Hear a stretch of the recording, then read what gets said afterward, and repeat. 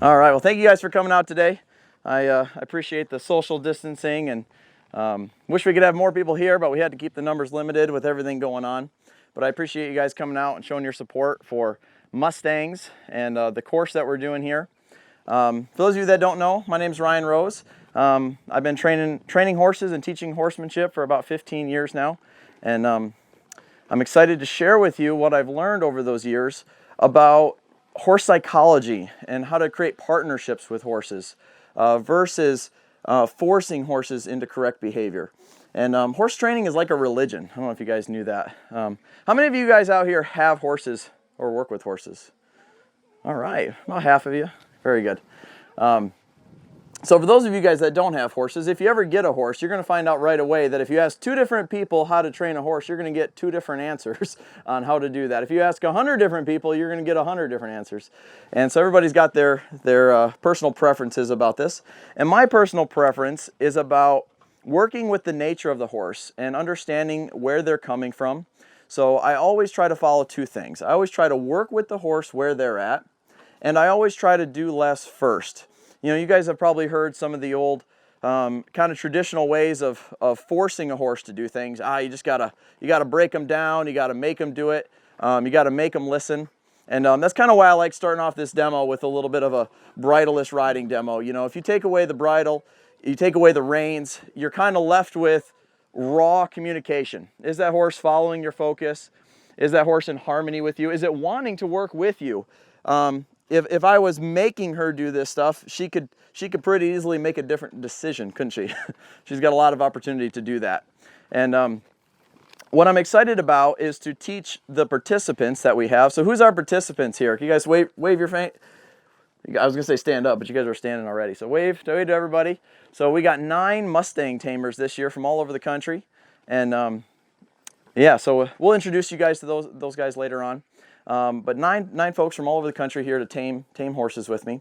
And the reason we call it a Mustang taming is because when you start with the nature of a horse, they're a prey animal by design. So they're designed to be skeptical of predators, which is what we are.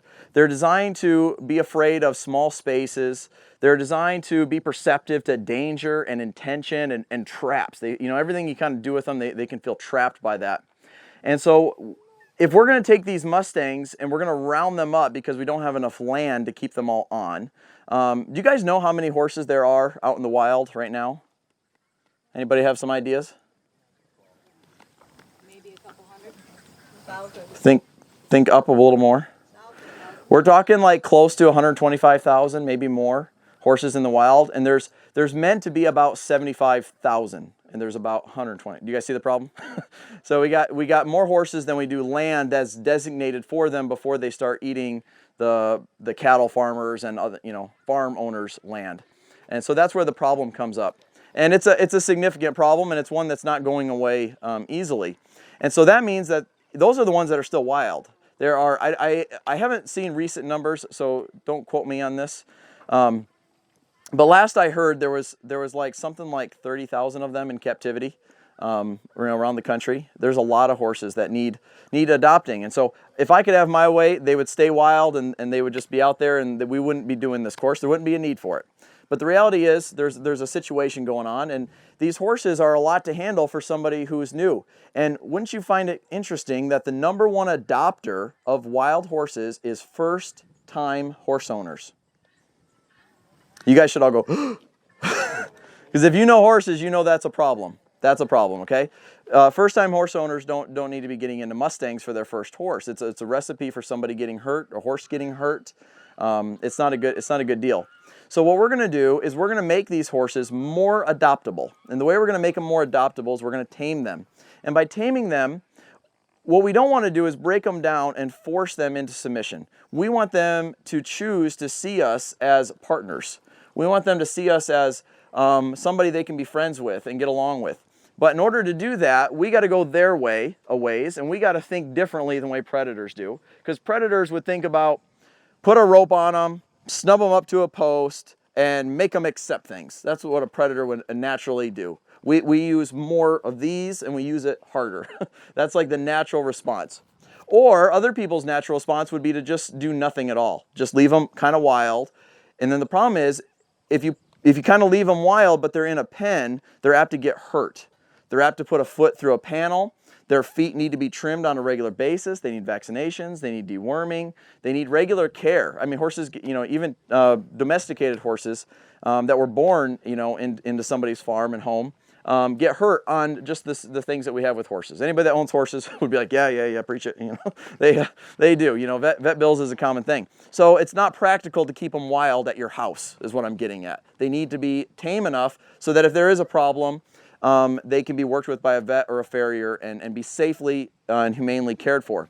So long story short, there's a big need for these horses to get tame to make them more appealing to somebody to have as a horse. And so these participants are going to come here and help me tame them. And we have 3 weeks to do it. You know, 3 weeks is a long time for these guys to be off work or out of school or just away from their homes and families of where they're from. But it's enough time that if we go about it in the right way, we will have these horses being halterable, leading them around, handling their feet, loading them into horse trailers. Debbie was one of our participants from last year. She was even teaching her horse tricks. She taught him to bow, she taught him to count, and once you know it, another lady here couldn't resist him and she went ahead and adopted him. Where's Krista at? Krista couldn't resist that. She's way down there in the purple picking out her next 3 horses that she's going to take home. And so by us working with them and putting value into horses, it's making them more adoptable by making them tame, helping them be tame. And when I say the word tame, that means the more tame they get, they're less likely to go to their pre-animal instincts for survival, which is to panic, run away, bite, kick, bolt, rear. It gets them to go against those instincts to learn. Now, I'm not saying that this is going to be the easiest process. You know, we're going to make it as easy as possible, but this is a stressful thing for these horses, and it is not ideal. But we're going to give them the best opportunity we can to make it the best experience possible, and you guys are helping us do that. But you guys coming out and helping us create awareness about these horses and that they need homes, it goes a long way. So.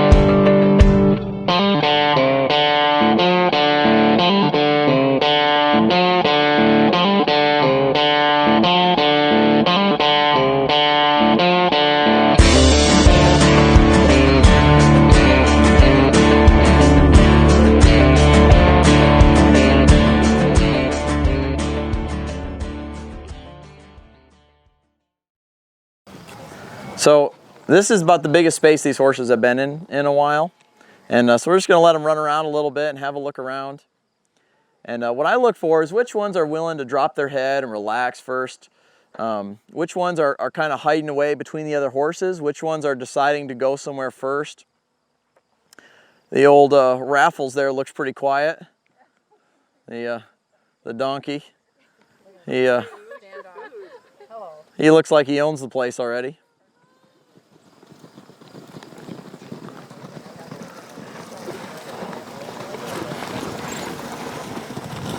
You know, I don't know if you guys could see him, even my horse kind of got her life up there. You know, it's natural for the herd to follow the herd instinct. And it's natural for them to want to find harmony in the herd. And so that's something that we're going to use to our advantage later on. We're going to ask them to find harmony with us.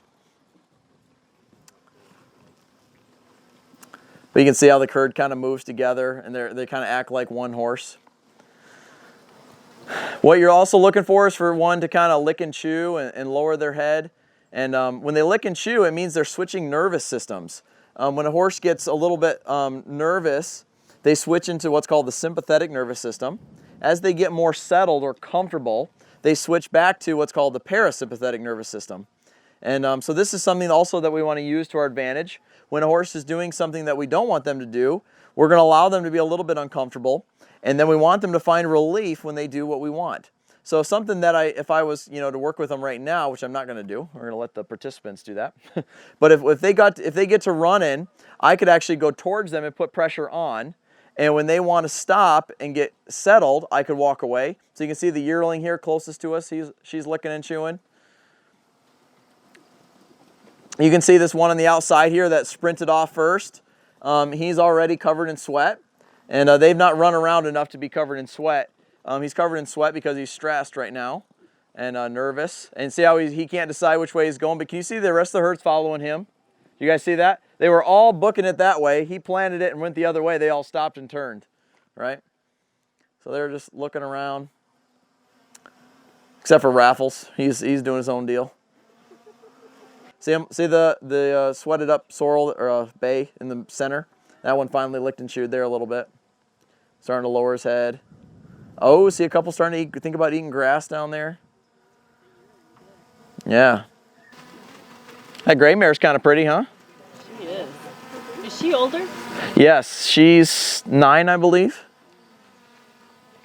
Which is probably why she's not been adopted yet. They get a little older, and sometimes people think they're more difficult that way. She could be quieter that way. You kind of don't know until you get your hands on them. One of the easier horses that we've tamed was a 7-year-old who had a number on her brand. Her name is Diamond now. She's owned by a lady named Jerry in Michigan. And she was one of the easiest horses that we worked with, and she was a 7-year-old. And she was what was called a 3-strike horse, which meant that she had been available at 3 different adoption sites where they haul the horses to a facility and they offer an adoption. And she didn't get picked 3 times, which meant she was like first one up, and they reduced the price. At that time, it was like $125 to adopt them. And I think they lowered it to $25, and like you could kind of do whatever you want with them once you got them. But even just the rest of them just stopping and looking at us here is a good sign. Yeah. So what I'd like to do is find a moment where they're more relaxed out here to then bring them back in, because Monday when the course starts, we're going to bring them out here and we're going to do what's called a rodeer, where with people. So we're going to surround them with people, and then one person at a time, we're going to walk through the herd, and everybody will be spread out around the fence. And we're going to walk through the herd. And what we're going to do is if a horse kind of trots away, we're going to follow that horse a little bit. If that horse stops and looks at the person following them and gets a little bit curious, that person's going to turn around and walk away from them. But when they run away, we're going to continue walking through there. And so what happens is these horses, it's natural for them to go from being concerned to being curious. That's a natural response. If you think about it, if they were, when they're wild, if they get scared of danger over here and they take off running, at some point they need to turn around and investigate the situation and decide if they are far enough away from danger. Otherwise, they're just going to get eaten by something that's further away when they're exhausted from running too far away. Does that make sense, everybody? So every horse has what's called a flight zone, right? A flight zone meaning how far are they going to flight before they're going to turn around and decide. So the further away they're willing to go before they make a decision to turn around, we would call them a long horse. They're willing to go a long ways before they think about turning around. We would prefer to have short horses. And I don't mean physically short. I mean the flight zone be shorter, where maybe they just go here to the gate and they turn around and go, well, that's far enough. I think I'm okay now. So the donkey has the shortest flight zone of all of them so far. The chunky bay that's on the farthest left, right now he's got the biggest flight zone of all of them. But that's today. We'll see what they do as we progress with this. So their horses, I'm actually pretty happy with how content they're looking now. So Coulter, let's go ahead and open the gate. And now here's an interesting thing before we open the gate. Is that mic still working? Because of the sorting process that they go through, they have a very strong gate response where you open a gate and they bolt through it, which is one of the challenges. See, I'm already thinking about going through that gate, which is one of the challenges when you get a halter on them and everything's going brilliantly in your round pen, and then you take them out of the round pen. They have a pattern of bolting through the gate, and that's a habit that we kind of have to work with through the course. So we'll see if it kind of happens here, but just we'll see it. So when I talk about we got to build confidence, yields, and patterns, patterns is one of those things that we're going to be working on. So Coulter, go ahead and open the gate and get out of the way. Yeah, take us back there, Raffles. I didn't think Raffles was going to come out. He was like, I don't know. I don't know if I want to. I think he's on the sand again.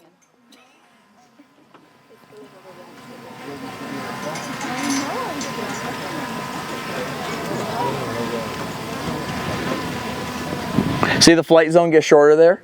Do you guys see they trotted off, they got nervous, and then they slowed down much quicker. They didn't run all the way down to the far end of the arena. You could see they were so panicked in that triangular pen, we call it the A pen, that one actually ran around me. I don't know if you guys could see that from your angle, but it ran like right here. And it's not because it was pushing into pressure. They get into a state of mind where they're so panicked that they're not thinking about what they're doing. And so we try to keep them on this side of that, right? We don't want them to get to that point, because at that point, that's when they'll crash into a fence. That's when they'll hurt themselves trying to save themselves.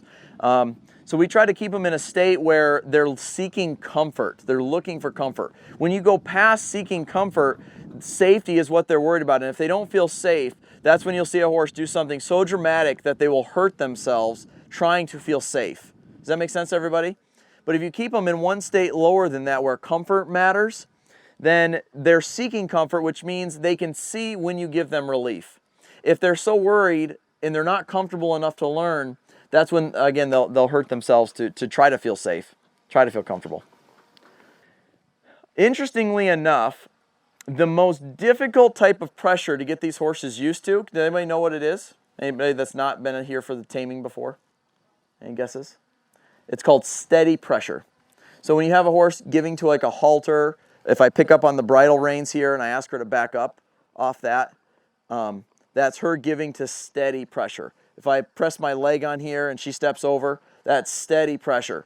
That is the most difficult pressure to get them used to, because innately, instinctually, that is the most difficult pressure for them to accept, which is also, ironically, what we need just to lead them, just to have them stand tied somewhere, to pick up their feet. All those things are steady pressure. So the most basic things that we need them to be okay with require them to turn loose to the most difficult thing for them to accept innately.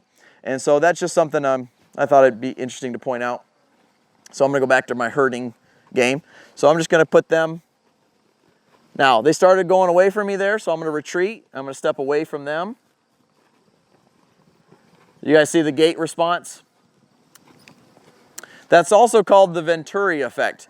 When something goes from a big space through a narrow space into a larger space, it creates a squeeze effect. And that's also what those horses feel, and that's why they shoot through it. And so the horses don't do that. They don't speed up through the gate because they're excited to go back there. They squeeze through the gate because it's been a pattern. We go through a narrow space, we rush through it on the other side. So they're anticipating rushing through the other side, and that's why they go to it, they see it, and they're like, oh, I have to rush through that, because they're anticipating rushing through that. It's a pattern. So horses are naturally pattern animals. You could also say that horses naturally assume things.